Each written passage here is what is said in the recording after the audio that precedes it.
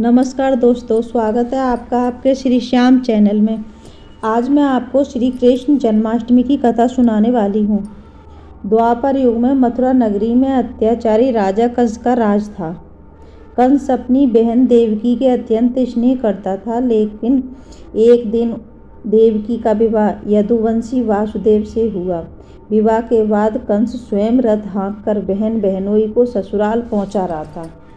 रास्ते में आकाशवाणी हुई, हे कंस, जिस देवकी को तू इतने प्रेम से ले जा रहा है, उसी का 8वां पुत्र तेरा संहार करेगा।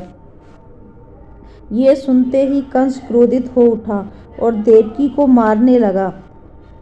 वासुदेव ने कंस से विनती की, हे कंस, तुम अपनी बहन को मत मारो। मैं वचन देता हूँ कि देवकी के गर्भ से जो भी संतान होगी मैं तुम्हें सौंप दूंगा। कंस ने यह शर्त मान ली और दोनों को मथुरा लाकर कारागार में कैद कर दिया। समय आने पर देवकी के एक एक करके 6 पुत्र हुए और कंस ने निर्दयता से सभी को मार डाला। 7वें गर्भ में शेषनाग ने अवतार लिया। भगवान योगमाया ने ये गर्भ वासुदेव की दूसरी पत्नी रोहिणी के गर्भ में स्थानांतरित कर दिया। यही बलराम कहलाए। जब 8वां गर्भ ठहरा तो चारों ओर दिव्य प्रकाश फैल गया। कारागार में भी अद्भुत आभा छा गई। भाद्रपद मास की कृष्ण पक्ष की अष्टमी रोहिणी नक्षत्र में आधी रात को भगवान विष्णु ने चतुर्भुज रूप में प्रकट होकर कहा, मैं तुम्हारा पुत्र बनकर आया हूँ। अब तुम मुझे गोकुल में नंद यशोदा के यहाँ पहुँचा दो और उनकी कन्या को यहाँ ले आओ। वासुदेव के पैरों में बंधी बेड़ियां और दरवाजों पर ताले स्वयं खुल गए। पहरेदार गहरी नींद में सो गए। वासुदेव ने टोकरी में शिशु को रखा और यमुना नदी पार करके गोकुल पहुँचे।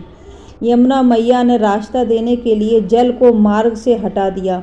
वहाँ नंद के घर में यशोदा ने कन्या को जन्म दिया। वासुदेव ने कन्या को लेकर लौट आए और शिशु कृष्ण को यशोदा के पास छोड़ दिया। कंस को पता चला कि बालक जन्म ले चुका है।